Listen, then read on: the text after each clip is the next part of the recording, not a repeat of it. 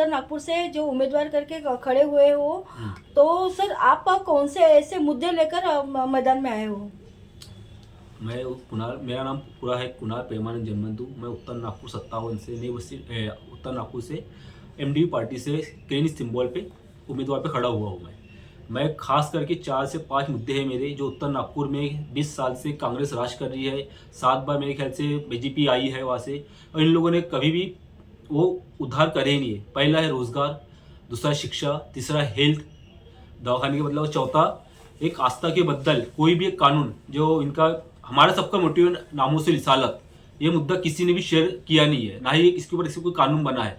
हर वक्त में कोई भी ऐरा गैरा नत्थु खैरा आके कुछ भी किसी की भी धर्म के बारे में कुछ भी बोल देता है, उसके ऊपर कोई कार्रवाई नहीं होती है। बस हर जगह कुछ मुस्लिम कम्युनिटी का समझ लीजिए, कोई दलित कम्युनिटी हर जगह से प्रोटेक्शन करती है, उसके ऊपर कोई कानून नहीं बनता। ये कानून को लाना ही सबसे बड़े गर्जे का काम है, जो नामों से रिसालत के लिए हम काम कर रहे हैं। सबसे पहली बात तो यह है कि जब पानी के वक्त आता है, बरसात आती है, तो आप माझी स्टेडियम में एरिया क्षेत्र में जाके चलिए, वहाँ कदम रखने नहीं होती, क्योंकि अब डेवलपमेंट ही नहीं हुआ है। ना रास्ते बने हैं, ना गटर लाइन गई है, ना पाइपलाइन बिछी है, और उसको जमाना हो गया, 12 साल हो गए उसको, लोग वहाँ पे बसना शुरू हुए, पर कोई डेवलपमेंट नहीं है। तीसरा है हेल्थ। यहाँ पे कोई भी एक सरकारी दवाखाना जो इमरजेंसी के लिए नहीं आ सकता।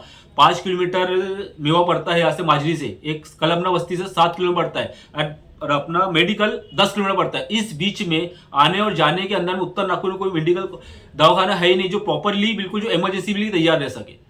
थर्ड है शिक्षा, क्योंकि यहाँ पे उत्तर नागपुर में कोई भी कॉलेज, इंजीनियरिंग बोलो, डॉक्टर के लिए कॉलेज बोलो, या पॉलिटेक्निक बोलो, कोई भी कॉलेज नहीं है जो एजुकेटेड हो सके।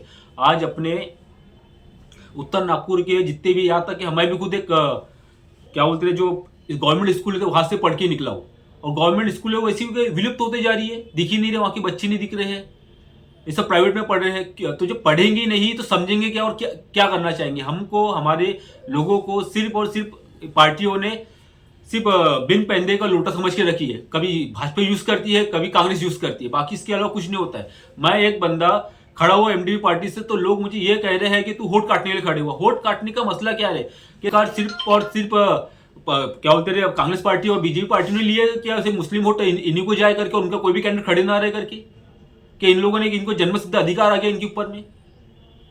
सर उत्तर नागपुर में एक तरफ है कांग्रेस के नितिन जी राउत, हाँ। और एक तरफ है भाजपा के मिलिंद जी माने। सर उन दोनों में ऑलरेडी वहाँ पर उत्तर नागपुर में टक्कर चल रही है, उसमें आप सामने आ गए हो, तो आपको क्या लगता है, उनसे टक्कर ले रहे हो, लेना चाहोगे, लेने से आपको कैसा, मतलब क्या लग रहा है?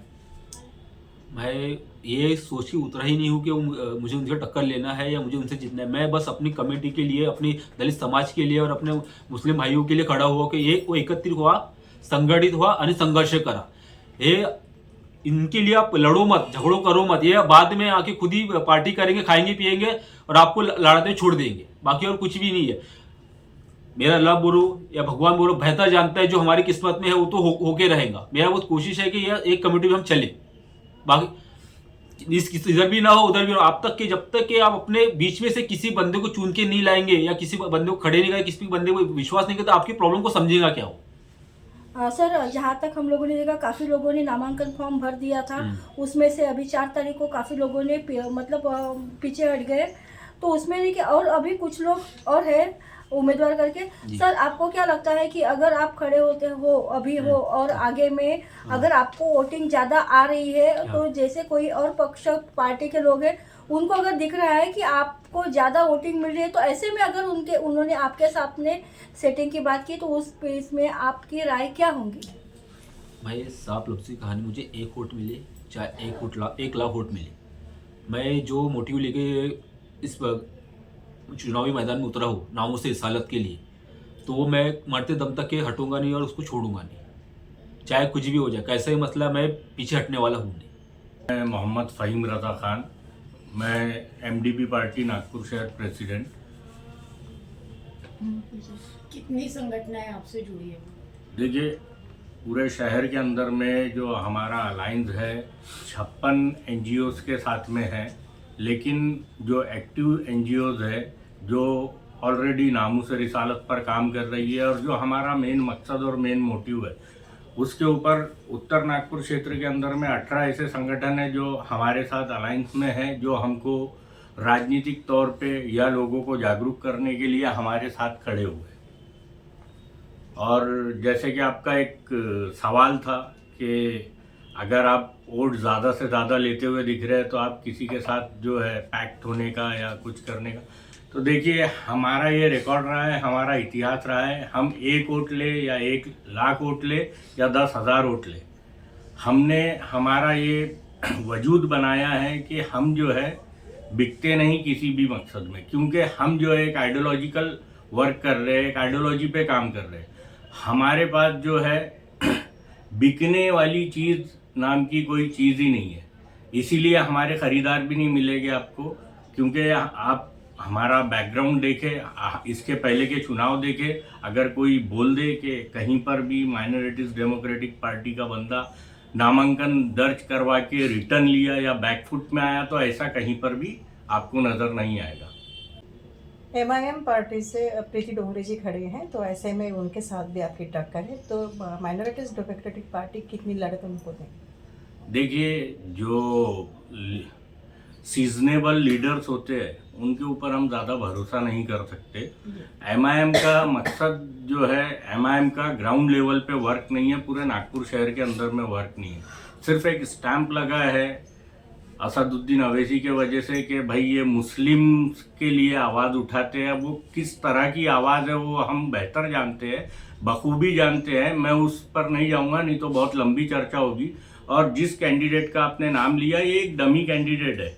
इसके पहले भी देखो, शेड्यूल कास्ट रिजर्व होने की वजह से उन्हें ढूंढ कर छान के छन्नी लगा के कैंडिडेट लाना पड़ा था। इसके पहले 5 साल पहले भी उन्होंने यही कार्ड खेला था और सेम कैंडिडेट को खड़ा किया था, जिसके अंदर में कुछ 18-20 हज़ार वोट लेके उन्होंने अपने आप को संतुष्ट किया था। हम उनको अपनी टक्कर में भी नहीं मानते। और जैसे कि आप बता रहे थे कि भाजपा और कांग्रेस के बीच में हम अपने आप को कैसा देखते हैं, देखिए हम बीच में नहीं, हम अपने आप को सिंगल मैदान में देखते हैं। क्योंकि भाजपा और कांग्रेस, उत्तर नागपुर के अंदर में भाजपा का वजूद नहीं है। और रही बात कांग्रेस उत्तर नागपुर वासियों की मजबूरी थी, उनके सामने कोई विकल्प नहीं था। आज उत्तर नागपुर वासियों ने हमारे को विकल्प बोल के चुना है। हमने पहले मीटिंग किया और उन्हीं लोगों के समर्थन के साथ में हमने अपने कैंडिडेट को उतारा है। तो हम उनसे भी, हमारी कोई फाइट नहीं है, क्योंकि कांग्रेस के लिए मुस्लिम समाज के अंदर में बहुत गुस्सा है। नागपुर शहर की 5 सीटों में से मध्य नागपुर की एक कांग्रेस के लिए सीट मांगी गई थी, लेकिन कांग्रेस ने मुसलमानों के वोटों को सिर्फ इस्तेमाल ही किया है।